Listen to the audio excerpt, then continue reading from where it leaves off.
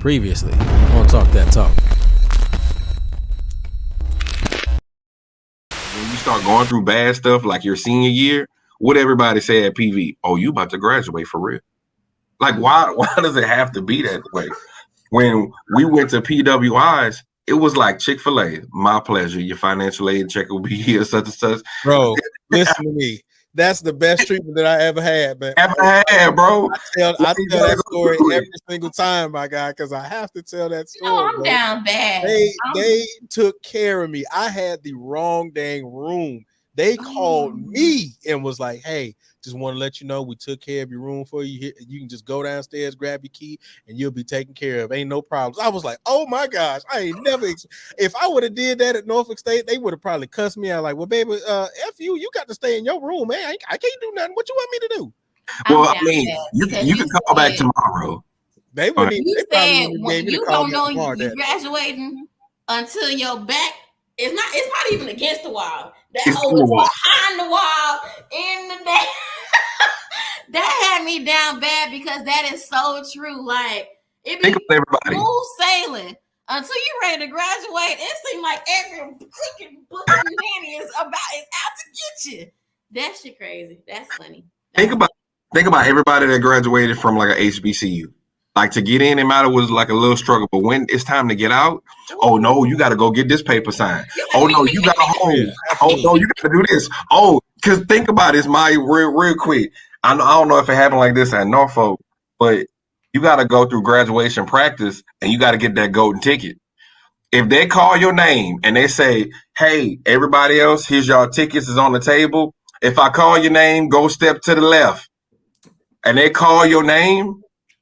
Let me tell you something. It's like The Bachelor. They call I'm getting picked to damn graduate. I done did everything I need to do, but it's up to them. I ain't trying to be funny, and we all grown. That's worse than when you go to the clinic and you take a test and they be like your results will be back in, and you just sitting there praying over everything that you did been through. You're like, just don't call my name. Just don't call my name. They call you. God damn! And they take you to that table. Hey, you got a hold that you had freshman year, but we forgot about it. But you're gonna pay it before you leave, and it's about $7,000. We don't have a situation. 16 years. We don't have that golden ticket situation like y'all. Today you see it. Wow. We don't have that golden ticket situation like y'all, but that does happen. That definitely does happen. Yeah, baby. You're gonna have to hold on because you do got a hold. And yeah, definitely. That has definitely happened. That's happened to some people that I know. It ain't happened to me, but it definitely has happened to some people that I know. Yeah. My mama was getting so much mail. My mama told me, "Hey, you graduating or what? Because I ain't gonna waste my gas from Louisiana. I'm just telling you now." I said, "Mom, I'm graduating." She said, "All right, good. I'm gonna be on the road." Because it be people, think about it, be people that be traveling from afar, get there and be like, "Nah, you owe $2,000. So what you gonna do?" Day of. It's people day of that did not walk because you think you lining up. Oh, let me find my little banner. Let me find my school that I'm supposed to be walking behind it. Nope, somebody not. You tried it. I need that 3 thigh, y'all. I need that 3-yard thigh, y'all, right now. My mama is out there. My mama got the damn cowbells. Well, go and tell somebody else, because and then all you could do is cry. I had 5 tickets. I had to figure out who I was gonna give them to. And now ain't nobody gonna see me walk. Oh no.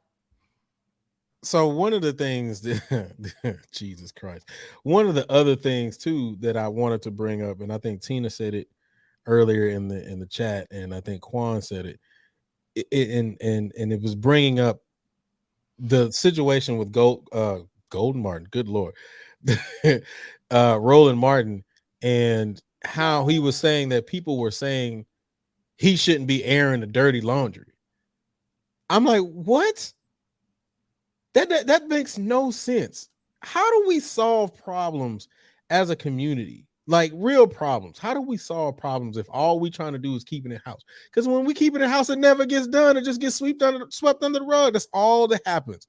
We don't talk about it. We don't make a big deal about it. We don't actually put anything in action, because once you get it out there in the open and people see, oh, I'm not the only one having this problem. Let's actually figure out something to do to move the ball forward. But as long as we keep having these quiet discussions, and nothing gets solved. And I think that is I'm not gonna say I ain't gonna say stupid, but that's a slap in the face. It's the stupidest shit I've never heard in my life. Well, there you go. Somebody, because number one, we're black. We are black. Negro. We are black. Okay. We automatically push to the side, right? If something is wrong with us, obviously we're overreacting because we are stronger, we are better, we are whatever to be able to fight the shit. So obviously it's not that bad. So number one, we got that. Number two, what you mean airing dirty laundry? That means you one of the ones that ain't put your shit in the damn washing machine. You got some stories of your own because, like I said, we're so used to bending and folding for the masses. Better yet, ourselves, which is why we find ourselves in these type of predicaments. Because why don't we have somebody on staff who is properly negotiating these contracts, who is making sure wherever we're supposed to go, how much money are you putting up? Because truly, like, for example, and let me be clear, I don't know any information. I don't know if FAMU paid to go to the LV fashion show or whatnot. No matter who does what to travel, they should be putting that money. If they want you, if they ask you to come, just like if you going on a date, if I ask you to come, I'm paying. I asked you out.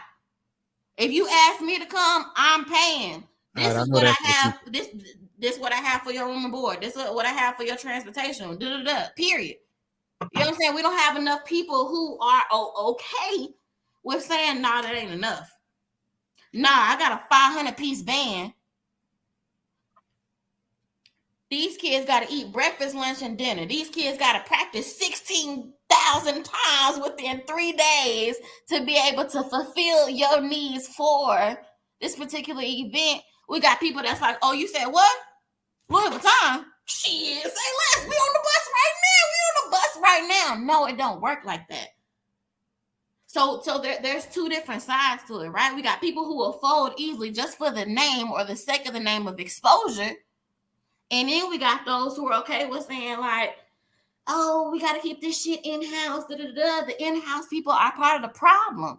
Because how are we getting better? Because the people in-house are the ones who have let this stuff go on year over year over year, or who just don't get it.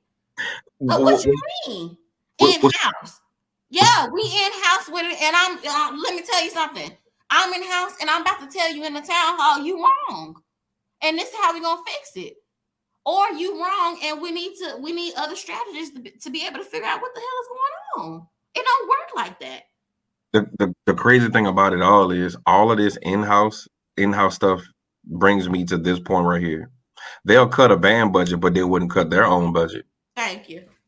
Like so like for example, if you just think about it, just say if a president is making, I don't know, but just say $1 million, right? Would that president be willing to cut their salary by 2%?